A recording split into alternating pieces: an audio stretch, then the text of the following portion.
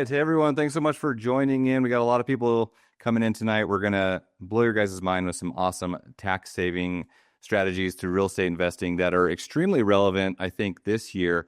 Some of these things that we're going to be talking about are things that have been around with real estate for a long time, and some of them are recent changes. As we've had political law changes this year. Nonetheless, as real estate investors, it's very relevant for all of us to be the most sophisticated investors that we can be and understand the tax code. And personally, and Amanda and Matt and everyone else on here listening probably has already heard this, but the tax benefits in my own investing experience has probably been the most powerful thing to allow us to scale our portfolio over time, specifically speaking around the 1031 exchange, cost segregation studies, which we're now back at 100% bonus depreciation. These are very powerful things that every single person can use in their tax strategy to dramatically grow your portfolio. So the agenda for tonight, we are very blessed to have, and this is not tax or legal advice. We're not CPAs. Well, we have our great CPAs here with us, Matt and Amanda with Keystone CPA. I'm sure you guys have heard from them previously. And we also have Jeff Welgan with Bluprint Lending, who's our preferred lender, who's going to talk about some unique loans that you can use to grow your portfolio. But we'll really be talking about the big picture tax stuff. The tax code is very intricate. There's a lot of things to understand.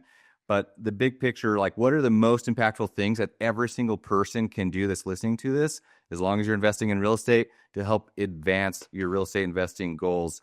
We'll talk about cost segregation, real estate professional status. This is extremely relevant this year. We're back at 100% bonus depreciation. We'll talk about how every single person, whether you're a real estate professional or you're just starting investing, whether you want to do the short-term loophole where you manage your property and turn it over to management next year, possibly, this is a way that every single person can apply some of these huge benefits. And then the agenda for tonight, we'll have Matt and Amanda talk about the big picture tax strategies in real estate investing, some of the recent changes. And then Jeff will talk about some of the unique loans. We'll take Q&A at that point. So if you have questions, put them in the Q&A box. The chat is disabled. Video audio is disabled because we've got a ton of people on here, but we're here to stay as long as we need to answer all your questions. After that, Adam and I will talk about, strategically how you can use some of these tax advantages to grow your portfolio and what markets and properties we see to be the most advantageous today, and how you can really make some big moves before the end of the year.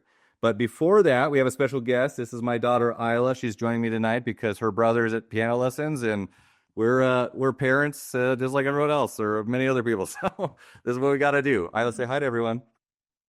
So, and Amanda also said that I have to have her on for tax code 162A to officially be able to take that tax deduction. Actually, that's not something we've done yet, but I'm interested to learn more about. So with that, Adam, if you don't mind sharing the screen, and we'd love to just introduce Matt and Amanda, let them take it away. And guys, again, if you have questions, put it in the Q&A box, and we'll be sure to answer that. Awesome. Well, thank you guys so much for having us, Adam and Zach. It's good to be back with the Reds Retirement family. Yeah, thanks for having us, guys. We had a good time seeing you in Las Vegas at BPCon. That was super fun. Kind of curious if Zach's daughter knows that he's really good at craps or not, but that could be a different conversation. Oh, yes. Well, it's such a great time of the year to be speaking with everyone because like Zach mentioned, the year end is a really busy time for us as CPAs because this is the time of the year where we want to make some last minute moves to make sure we really capture our tax savings, because where your numbers fall on December 31st will, for the most part, determine how much or how little taxes you pay. So those of you really looking to pull some levers and utilize real estate to save on taxes and you're still shopping, it's really time to get dialed in, because in order for you to use a lot of these real estate tax benefits, you have to close and put the property in service before the end of the year. So before you head out for your New Year's party, effectively. Yeah, so a lot of our clients are being very aggressive in Q4, buying more real estate, just like Zach and Adam are going to talk to you guys about. It's an exciting time of year for sure. Yeah. And of course, everyone wants to know, where can I buy the best deals? Where can I find the best properties? Because it's one thing to save on taxes. It's another thing to make the best investments that we possibly can. Before we get into the presentation, just want to let you guys know real quick, the other major reason why 2025 year-end planning is going to be so impactful is because of the passage of the One Big Beautiful Bill. So One Big Beautiful Bill is the new tax change that came about in July of this year. And along with it came a lot of tax benefits that are brand new for individuals as well as businesses. On the individual side, we have, for the first time ever, part of your income that could be potentially tax-free if you're someone who earns tip income or even overtime income. And this is true regardless of whether you own a business or you're just a W-2 employee. So we have a lot of clients who are, medical workers, people who work for the government that have a lot of overtime where some of that money could potentially be tax-free. Another brand new thing is taking an interest deduction on a personal vehicle. So that's totally brand new. It hasn't been around since 20 plus years I've been practicing. And so if you have a brand new car that you bought this year, if the final assembly was in the United States and you got a loan on that vehicle, you may be able to deduct up to $10,000 of interest on those loan payments during the year, which is pretty cool. Yeah, it's really interesting for those of you who own primary homes, right? You're a homeowner and or you live in a high taxing state like California, New York, Hawaii. Under one big beautiful bill, they've basically 4x'd our tax benefit for homeowners and real estate investors. So prior to the law change, we were only able to write off up to $10,000 of primary home property taxes and state income tax.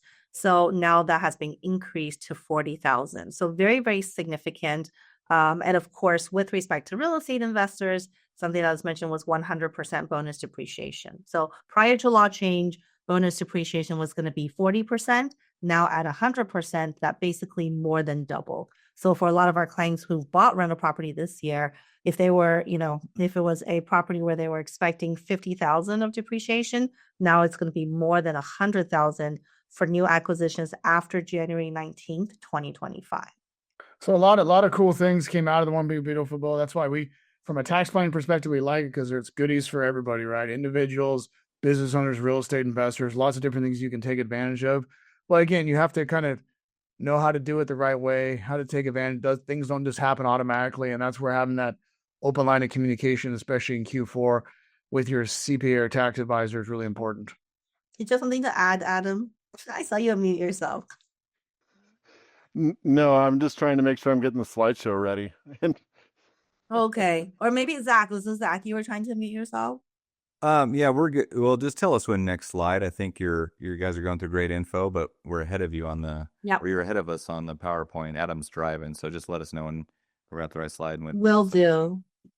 Yeah, we will. So one of the things that I think some of you might relate to too is with those new tax benefits, a lot of our clients who are of higher income feel a little bit disgruntled, right? Because like with anything in the tax world, benefits oftentimes come with limitations. So if you're someone who says, you know what, all those benefits sound really great, but I don't get to benefit from them because my income is too high. I'm phased out of primary home benefits. I'm phased out of tax-free overtime, tax-free tips.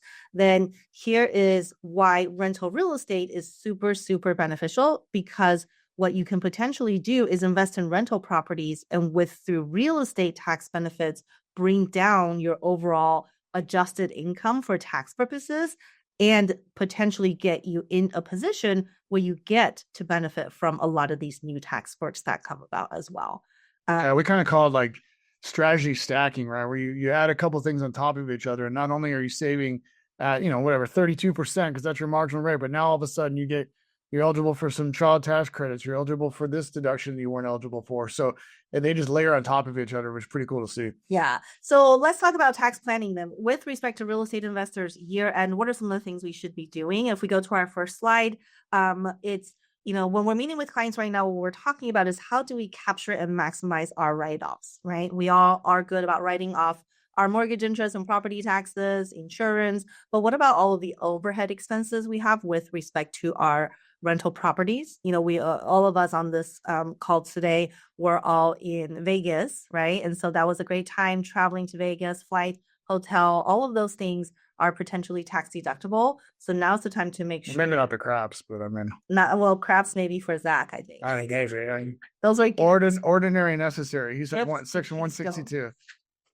But also paying your kids. We were joking about Zach paying his daughter, but same thing too with respect to year end, right? If you had kids helped out in your rental business, then you want to make sure you pay them before the end of the year to capture that tax savings. A lot of people will come to us after the year is over and say, hey, I heard about you talking about paying your kids. I want to do that for last year. Well, guess what? It's too late. You have to pay your kids this year before year end in order to take a tax benefit for it.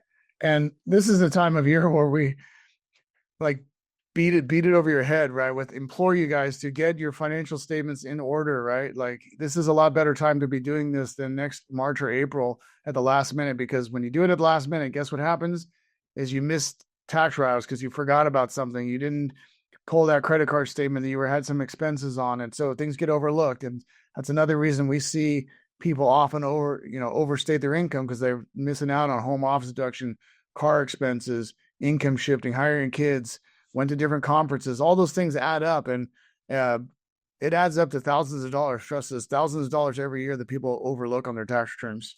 And we can't talk about real estate write-offs without talking about depreciation, right? So we alluded to the fact that, with One Big Beautiful Bill, depreciation is now bonus depreciation back at 100%. And so if we have a property, let's say we bought it for $330 and let's just say $300,000 is the building purchase price. First year depreciation, we're looking anywhere up to $90 or even maybe $100,000 in first year write-off.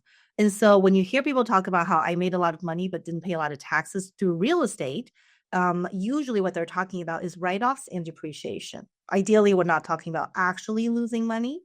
And so one thing about depreciation is the key here is the property has to be purchased and placed in service before the end of the year. So if we don't buy anything, we don't get to depreciate. If we buy it, but we don't put it in service, listed as a rental or having tenants actually live in there, then those are also not placed in service. So one of those two things have to be true. And that's why year end is such a big rush. What we're doing with a lot of our clients now is saying, okay, what is your projected taxable income? How many more rentals should I buy before the end of the year so I can save on taxes? And that's kind of where Zach, Adam, and Jeff come into place, because it takes a team to push it through the finish line. We've got to get the loans lined up. We got to have the right deals to make sure we save on taxes. And again, that's why year-end planning is super, super important. Yeah, now obviously when we talk about depreciation, one of the things we love about from a rental property investing perspective is that if we get enough depreciation, sometimes that depreciation creates what we call paper loss on your tax return, right? So you got your rental income, you got your operating expenses, add in depreciation. Maybe that property is showing a negative number. Maybe when you add it to a few other properties, you got a negative number. And so then the question always comes up as to, well, how can I use that loss to deduct it against my other income, my W-2, my interest, dividends, my business income?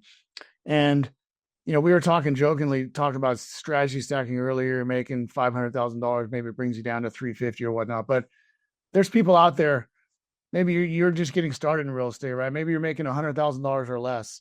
Well, the beauty for your situation is that you could, and we see this time and time again with new investors that come to us, you can deduct up to $25,000 of a rental loss against your overall income if you make $100,000 or less.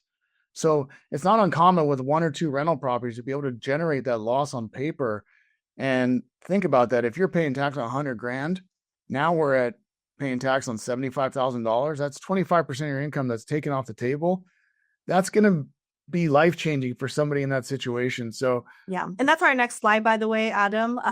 The $25,000 rental loss to offset W-2 income. Again, this is for people who are maybe starting out in their career. So if your income from your job and business, if it's $100,000 or $150,000 or less, you can potentially use up to $25,000 of rental losses against all types of income.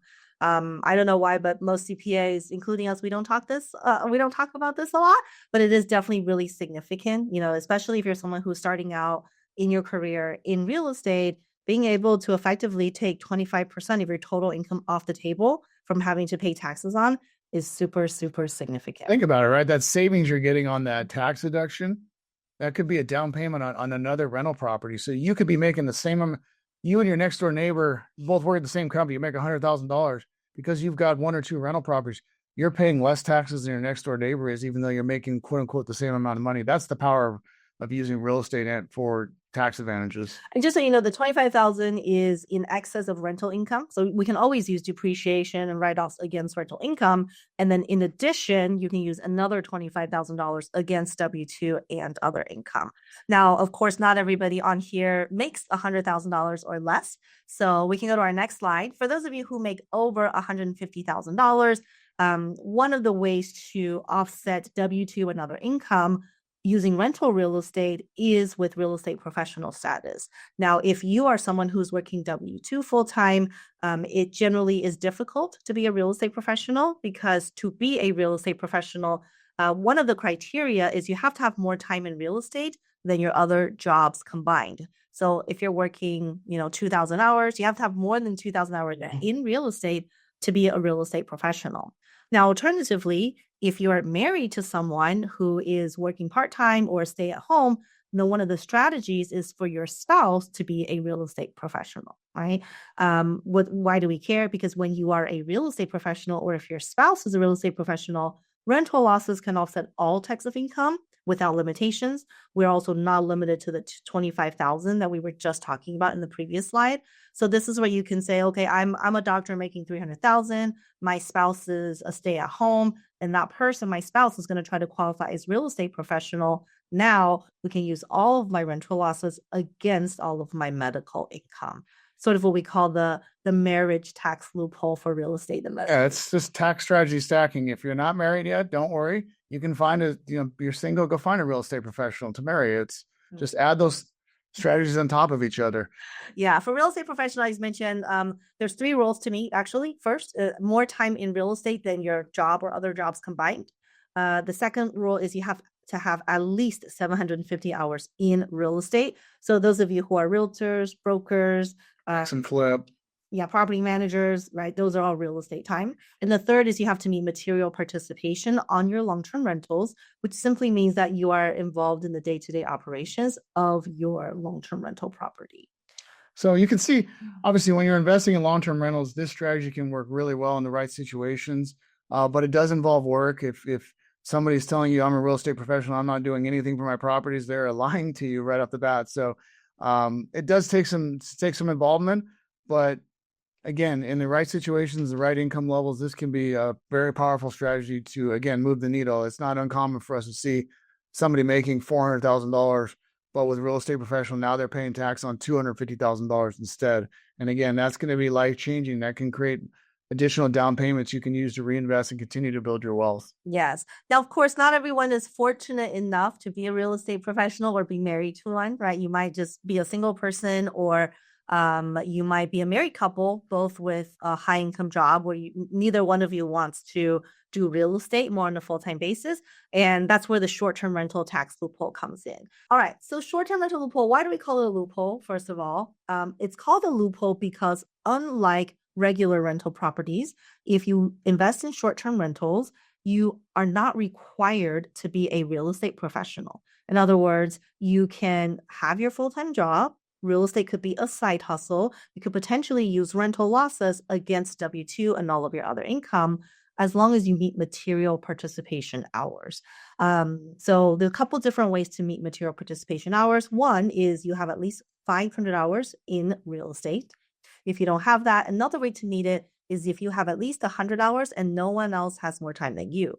So in that example, Jeff has 150 hours, his cleaning crew has 60 and 20 hours for the landscaper, then he would have met that requirement as well. And then the third requirement is if you don't meet the 100, the third one is you have any number of hours as long as it's more than everybody else put together. The second two, 100 hours, more than anyone else, and all of your time is greater than everyone, those are the two most common strategies we look at for year end. Why? Because you're buying something, you're putting in the service, you're furnishing, staging it. You're probably the only person spending time or spending most of the time. And that's where this loophole could come in really, really handy. I know some of you are asking, does it always have to be a short-term rental? The answer is no. It's highly possible that your short-term rental maybe operates as a midterm rental next year, or maybe even a long-term rental, right? But nonetheless, again, just like all real estate, it has to be placed in service before year end. Otherwise, it is not a 2025 tax benefit. And for those of you who don't know, for tax purposes, how they define a short-term rental is where the average stay is 7 days or less. So if you got a property where the average stay is 7 days or less for the year, it's a short-term rental. 8 or more, it's a long-term rental for tax purposes. So it's not just that it's listed on Vrbo or Airbnb. You got to look at the average stay. But again, you can kind of, with those platforms, you can kind of control that, right? So if you maybe you bought a property this month, you're going to get it, get a stage, get it furnished, get it, maybe do a light remodel, get it out there and place in service in December, get 2 or 3 turns on the property, average stay 7 days or less. They've got a short-term rental for tax purposes where you can potentially take advantage of the short-term rental loophole. Amanda, Matt, let me just Awesome. jump in real quick because I think this is something that's super relevant for our audience. So just hypothetically, if someone bought, say, a new construction house, and even right now or before the end of the year, and they were the only person operating that house, and they had at least like 1 or 2 rentals that are less than a week, they are operating that as a short-term rental where they're the only person managing that. Is it accurate to say that the hours don't necessarily apply, and they could use that as a cost or do cost segregation on that against all of their active income? And then January 1st, even though they're doing it now because it depends on the calendar year they put into service, next year they decide if they want to continue self-manage, keep a hire manager for short-term or turn it into long-term. Like, that's irrelevant. Is that an accurate scenario? Or Yeah, sure. And in reality, too, what we see a lot with people who operate short-term rentals is that it's typically a mix between short-term and midterm, right? Because you furnish the property, right? It's a short-term. You're not going to take the furnishing out and return it to the store. And so what happens a lot is people then the following year, they'll operate it partly as STR, partly as midterm rental, basically depending on peak or low season, just to optimize the cash flow of the property. So yeah, technically the IRS looks at what exactly was the average guest stay during this year. But having said that, intent is a big factor. And so I know some people are like, well, if I buy property and then short-term rent for 2 weeks, I'm going to move into it forever and ever from that point forward. Those are typically when it becomes problematic. But yeah, not uncommon for us to see short-term to midterm, midterm to long-term, back and forth between the different years. So those are really great. We talked about the key with year end, like making sure close on the property, put it into service. But on our next slide, we want to mention some common tax mistakes. We already talked about one, right? Paying your kids. We can't pay our kids after the fact. We can't claim depreciation if the property was never purchased, never put into service. And I think one of the most common mistakes we see is people planning too late in the game. In fact, if you're someone who doesn't own rental properties yet, you're almost too late, right? We're very close to it. For those of you who already own real estate, great, right? Now you're sitting good. Just make sure you firm up your hours, capture your expenses, and potentially rely on a pretty good tax savings come next April. And I think, especially at this time of the year when it's crunch time, having a good team of advisors around you is going to be key. A good lender who can get you the best loan quickly, a good company like Rent to Retirement who can find you the deals quickly, right? We don't want any deal. We have to have the good deals. And then the CPAs who's helping you make sure you're doing the right things before the end of the year to capture your tax savings. Yeah, because you don't want to wait again. Waiting until March or April and having a conversation thinking that your tax preparer is giving you tax planning advice is another huge mistake we see with investors all the time. So be proactive, take action now. It's crunch time. Obviously, we're coming up on the last 2 months of the year. So time is of the essence for sure. Yep. We'll stick around for Q&A. And with that, we'll head it back to one of the guys. Jeff, I'd like to ping it to you. Just introduce yourself and then talk about, because lending is also dynamic, just like taxes, tax law, things are always changing. Mm-hmm. And I think one of the most powerful things you can do as an investor is know all the financing options, right? When you're combining the best loan based on your goals, based on the property with the best tax advantages, like that compounds. So there's a lot of things that have changed recently, and I think people are interested to learn about because they'll probably benefit from those. So yeah, if you don't mind kind of talking about current loan options that are available and some different changes, that'd be great.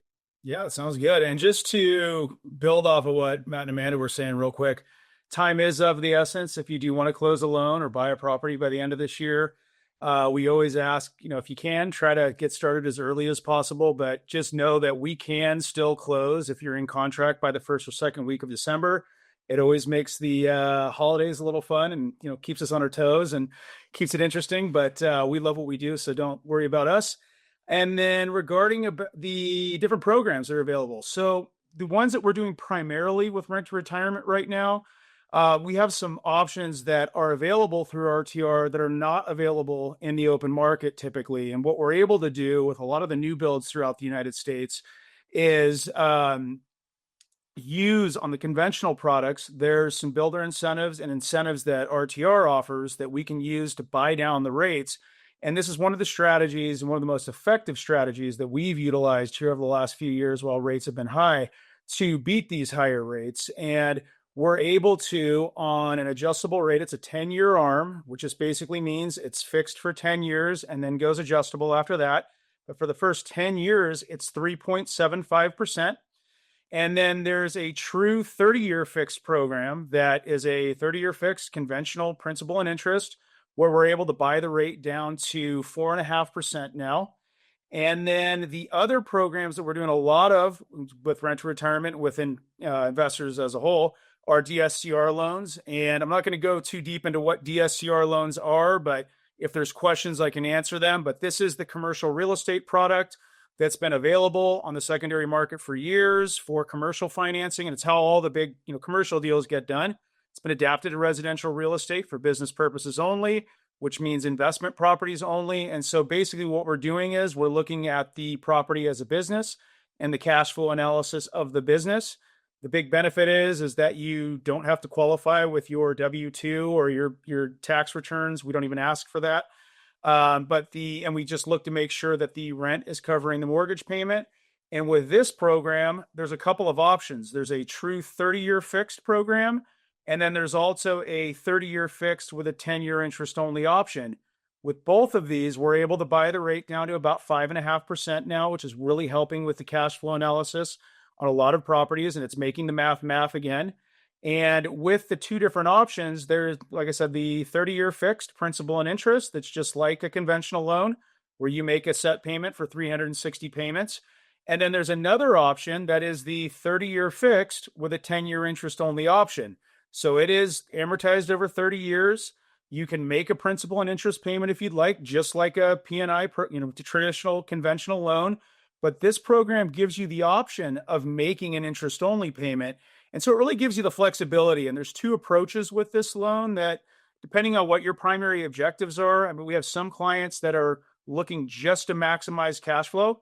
And if that's the case, the interest only option is going to give you the highest level of cash flow because you're only making an interest only payment. And this is great for investors that are just primarily focused on trying to bring in as much cash flow as possible on a monthly basis.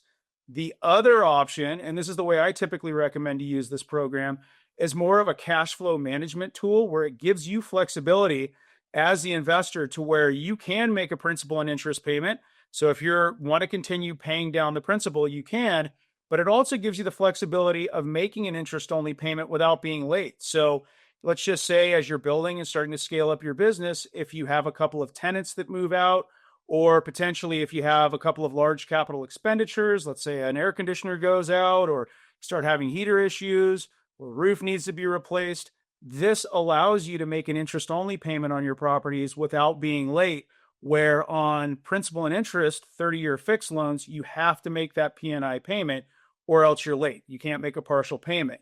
With this program, you can make that interest only payment or the principal and interest, and it gives you that flexibility to manage your cash flow. So these are the primary programs that we're using right now with rent to retirement and with investors across the US. But these rates that are available on these at the 3.75 and 4.5 and 5.5 are available with rent to retirement only at this point. So Zach, back to you. All right. Thanks, Jeff. Yeah, the 30-10 interest only has been a big thing that people have looked into whenever they've looking at, specifically in a new construction, because that's where kind of the appreciation play can happen. You don't have to worry as much about the principal, but like you said, it allows you to save. If you're looking at buying like a $400,000 house, you can stash away an extra $3,000 towards the next down payment, not putting that principal into the property. So you just have to know the trade-offs, right? That's the important thing to know as you're going into these properties.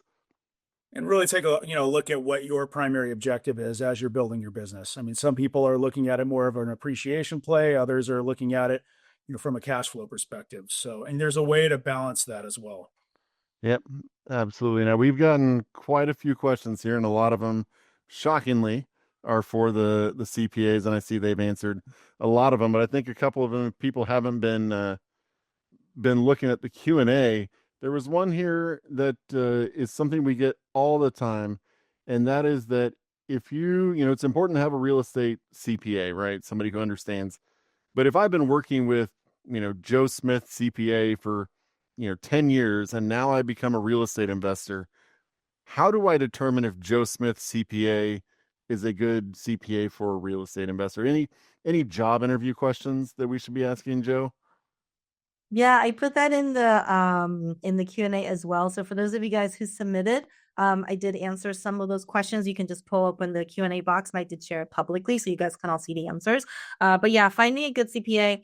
I think a powerful question is, what are your successful investor clients doing to save on taxes and in today's market, right? So it tells you a lot about who they consider or what kind of investor they consider is successful in their profile. And you want to know, like, what kind of real estate are they doing? How are they saving on taxes? It's a much more powerful question than, do you work with real estate investors? Because all CPAs will say yes, but I want to know, your successful clients do what? Do they own 2 rentals? Do they own 30 rentals? Are they in multifamily as well? Are they doing cost segregations? You can start having that conversation. You'll quickly be able to pick up, if they aren't talking the lingo, you'll be able to quickly pick up on that. That'll be a good sign that maybe Mr. Joe is not the real estate CPA for you. Yeah, I love that you said speak the lingo. Jeff will get a kick out of this. I was looking to buy a property, and the builder tried to get me to use their lender, and I said, okay, I'll talk to him. And I talked with the lender, and I said, so do you do DSCR loans? And the mortgage lender said, what is a DSCR loan? And I said, it's been great talking with you. Have a good day. And that was the end of our conversation. Surprisingly, that happens a lot. I mean, I get that all the time from clients, and it just like working with a investor focused CPA.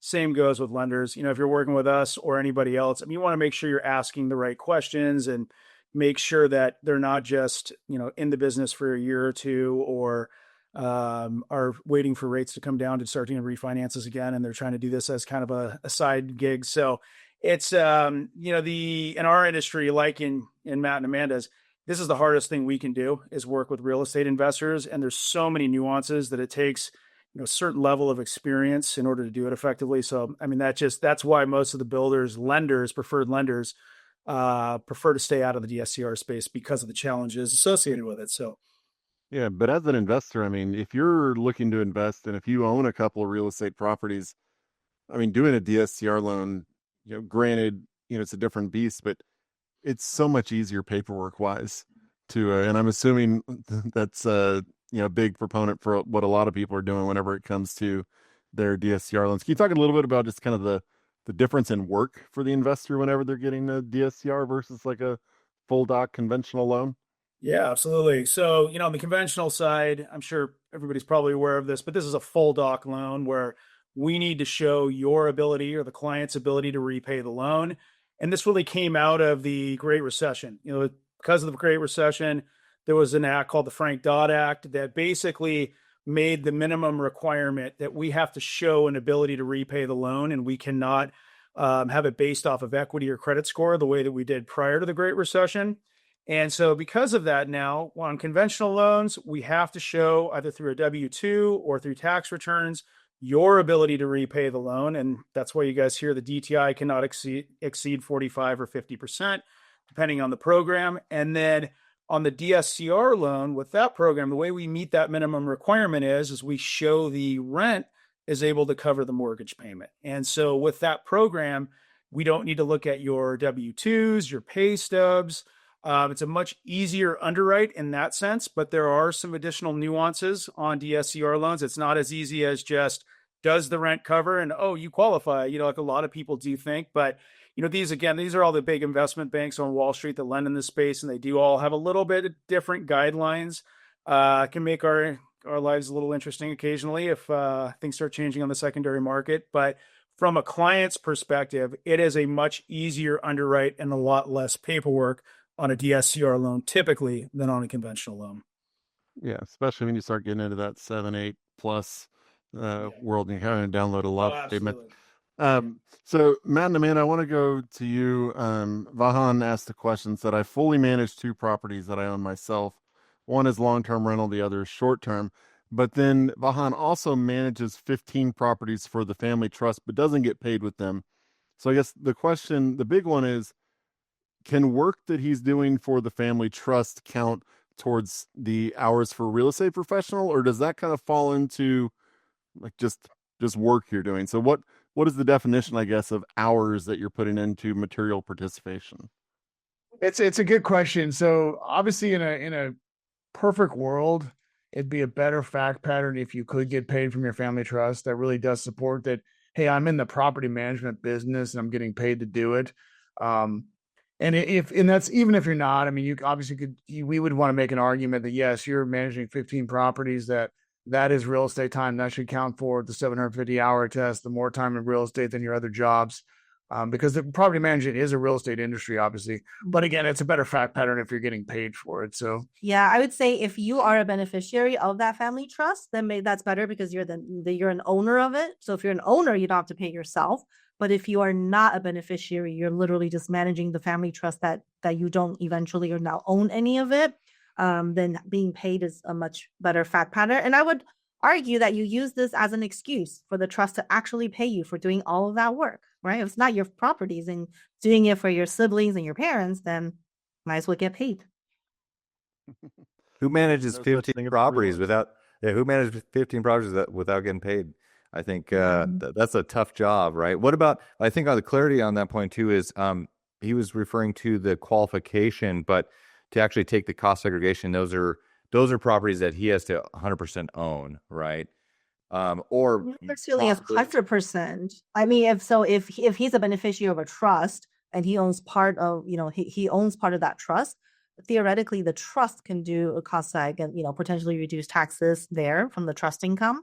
But yeah, so I mean, even if it's in a partnership, like you and I own a rental in an LLC, the LLC could do a cost segregation as well. I just get maybe 50% of it and you get 50% of it. and we can I still don't get take the that whole against thing. our active income if we're rep status, correct? Yes. Okay. Yep. Got it. I think one of the questions that I get a lot whenever I'm talking to people who have interest in it is, and I know there's no real definition if you search it online, but what do y'all consider material participation? Like, does researching deals count? Would talking with a wholesaler count? Would accounting count? Kind of what is the definition of material participation to y'all? Yeah, I mean that's it's often a confusion point because what counts for real estate professional and what counts for material participation are slightly different. So I would say everything that counts for material participation typically counts for real estate professional. So we think of it as like a big circle and a little circle. Oh, I'm off screen. Big circle, little circle. Big circle is real estate professional and generally includes a lot of different things, managing properties, analyzing deals and things like that.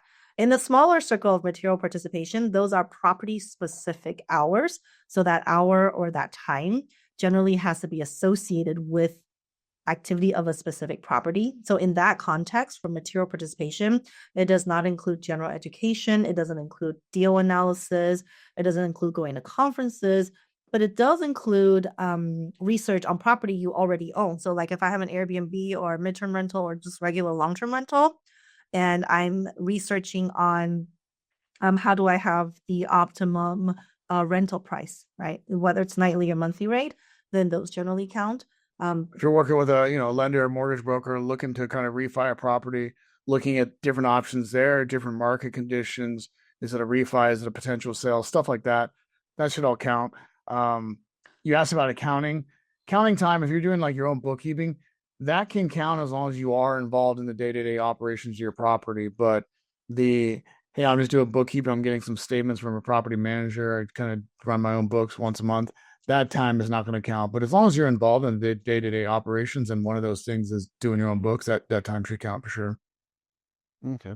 And the other thing that I hear personally when I talk with people who are looking at this is, it's the $1 million IRS question, does taking real estate professional status lead to getting more likely to be getting audited?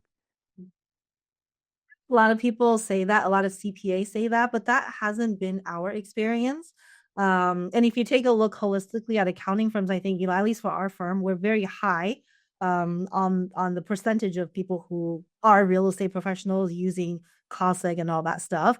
So I really have to say we don't have a lot of audits that go through our office. I will say what prompts an audit in what we've seen is actually the very silly mistake of not including and reporting various tax forms. So we have clients who their spouse got a random W-2 job for 3 months out of the year and they forgot about it. They didn't send us a W-2. That's what gets flagged for audit. And a lot of times for auditors, it's like, well, I'm already here, right? Looking for the W-2, I might as well look into real estate. Might as well. Yeah. Large brokerage, some 1099 stuff that didn't get reported, a big K1, they invested in the syndication and forgot about it. Those are, I would say 8, 9 times out of 10, when we see an audit come through our office, it's something super silly like that. And we've kind of become tax document Nazis with our clients. It's like, you got to give me every single thing. I don't care if it's taxable or not. I want to see it. What is Picking up that penny off the sidewalk? that's when you have a good CPA that's making sure you're staying organized. Guys, when should someone think about rep status? Like if it's an option to go down the path to see if they would qualify. I understand if you're like you and your spouse are both full-time employed W-2, very unlikely that that's going to be a scenario someone could use. But if they have a spouse that is part-time or stay at home that facilitates a lot of the management, like that could be an option for someone. Can you just speak to that a little bit of when someone should be thinking about rep status versus, hey, this doesn't apply, I need to go a different strategy?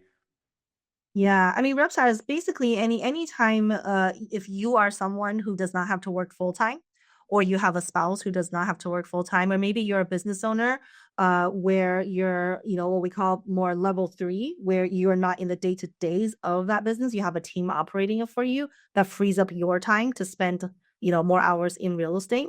Those are all good fact patterns. You mentioned, both spouses working W-2 job. That doesn't necessarily mean they shouldn't think about rep status. So we oftentimes have clients where one person is a very high income earner and the other person is a lower income earner. There are a lot of times when we run the math where it makes more sense for that lower income earning spouse to actually stop working and focus on real estate, because net of taxes, when you look at the savings, the family sometimes comes out ahead by that one spouse not working, right? So we're just saying, if you got rid of your small W-2 income and you instead bought real estate and saved, 75, 100,000 in taxes, now we've actually come out ahead by you not working. That's the social media post that we get the most text messages about from friends and family. It's like, hey, I saw Amanda say this. Does that mean I can quit my job? And for our kids, like soccer moms and the dad coaches always like, yeah, is this me? Should I quit working? But they have to be a real estate professional. They need to be investing. They need to be applying these things, right? Like that's right. how you do it. And that's the thing too. Like if someone's like, I got one property and I'm not planning to buy more properties, obviously that's going to be really challenging, right? But if you're somebody who's in growth mode and wanting to expand your portfolio, there can be a lot of huge benefits, obviously. Let's do a few more minutes. Matt and Amanda have been so gracious. I got to get out of here soon. I know we have some more questions for Jeff. I think he's going to stick around a little bit with us. And then, guys, we're going to talk about, Adam and I will present some of the best markets we see deals in. We'll talk about how some of the builder incentives right now that you can add with some or stack with some of the DSCR loan and other loans that Jeff is talking about to dramatically reduce your down payment and skyrocket your ROI, and how to apply some of these tax benefits that Matt and Amanda are talking about with your local properties, buying out of state, possibly with us as well, stacking again with these builder incentives. So stick around for that. But Adam, let's get a couple more questions for Matt and Amanda before we let them get out of here. So I do want to say something real quick while you go to the questions. So that's a question we get a lot too, is how do I be a real estate professional if all my properties are out of state? And so one of the things, whether it's short-term rental or real estate professional, one of the things is that the IRS allows us to do grouping election, which means if I own multiple properties, I can group them all together for purposes of meeting hours. And so a great strategy would be I own something local or semi-local where I can have a lot of the hours. And then the rest of my portfolio could be all out of state, turnkey, where the cash flow makes sense. And if I can group them all together to meet the hours requirements, then I can cost on all of them and get a big tax benefit. So it's not like everything has to be local. I have to, put my hands on every single property to use this strategy. Yeah, we've had clients that that exact strategy, right? Like they've changed a local property from a long-term rental to a midterm rental. So it involves more turnover and involves more daily work. And so they can utilize that property to get a lot of their hours. And they've got those out-of-state properties. But when you group them together and they can utilize cost seg on all these properties because they're a real estate professional as a whole, that can work wonders too. Yeah. We have a question here from, it looks like somebody who's just getting started in real estate. So if someone's been, not investing in real estate and just doing TurboTax or, the IRS, doing it themselves, at what point do you recommend actually getting a CPA to handle your taxes? At what point is real estate just make it too complicated right off the bat to file your own taxes? Or when should you start looking? I mean, it really depends on the person. If you're pretty savvy financially and tax wise, it's something you're good at. We have clients who kind of did their own return for a couple years. I think I tend to tell people you want to hire as soon as you can afford advice, right? So if I have a set amount of money for real estate, I really need it for the property acquisition or emergencies, then maybe a CPA is not, the emergent, like the main need. But if you have the financial ability to pay for a CPA, not all CPAs are super expensive, right? At the end of the day, what you pay your CPA should be less than what they're going to be able to save you in taxes. But the earlier you can hire someone, the better it is, the more options you have. We come across a lot of clients who have a portfolio of properties, and if they're in the wrong entities, they've been reporting it on the wrong tax returns. Sometimes those mistakes are impossible to unwind. So the earlier you start, the sooner you can protect yourself from making some of those mistakes if you're doing, a DIY. Okay. Fantastic. Kenny asks if there's any way, Kenny makes $250,000, wants to know if there's any way that he can use real estate to save on taxes. I'm assuming the answer is going to be marry a real estate professional. REmatch.com. Or short-term rental loophole. There you go. Short-term Repmatch.com. REPromatch.com. That's Amanda and Matt's Rent new to business match. right there. Oh, rent to match. Ooh, that's good. Match to retirement. Oh, that's also a good one, guys. We're somewhere. Man, we went off the rails here. It's actually Not wealth just- calculator, right? Yeah. Ooh, You I can like put that. your cost seg ability. They can put their hours. Yeah. Be good. Yeah. Guys, this has been awesome. Again, we could talk all night about the exciting tax benefits of real estate investing that can be extremely impactful.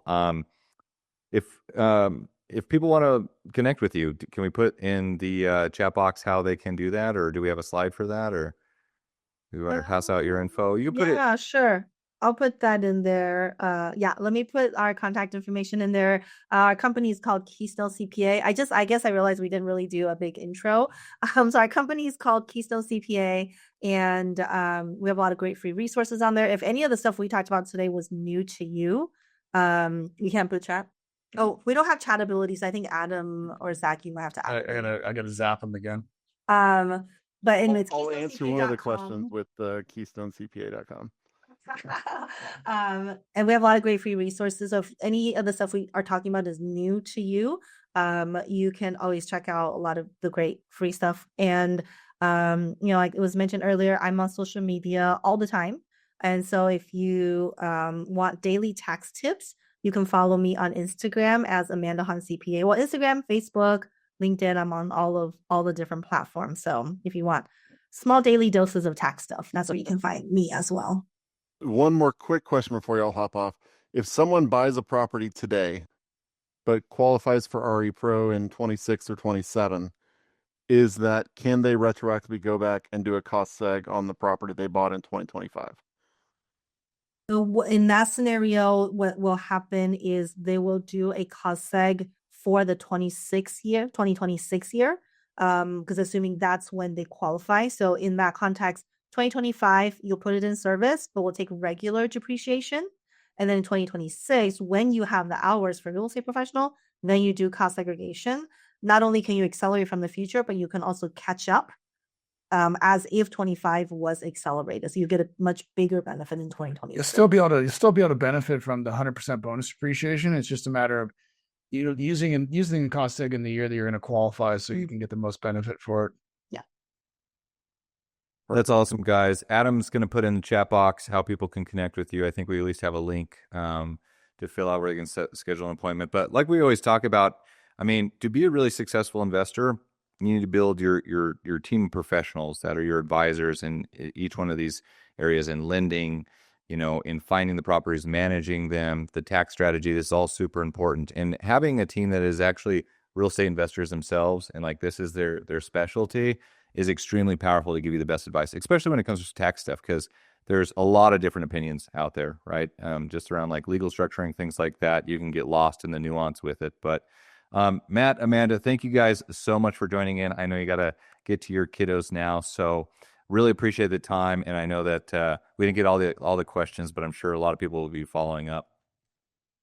Awesome. Thanks, guys. Thanks, guys, so much. You guys are the best. Thanks. You want to throw a couple questions at Jeff that we have asked here before? Yeah, we got a lot, and we got a lot to cover still. So let's we can do quick answers. Let's get a couple to Jeff. Yeah, Jeff, Robert wants to know, how much does the down payment affect terms on DSCR loans? It has a pretty big impact. I mean, we have options for as little as 15% down for 1 to 4 units, but the rates tend to be a bit higher on those because there's only a couple of options on the secondary market. Really, the sweet spot is going to be around 25% down. But just to kind of, to quantify it. So let's just say, the rates are in the low to mid 7s at 15% down. You'll get about a half to 3/4 lower of a rate by putting the extra 5% down at 20%. And then 25 will drop at about another 3/8 to a half. So it's a pretty big difference. And then the impact diminishes after that. So the difference between 30 and 25 is probably only going to be about a quarter or so. Okay.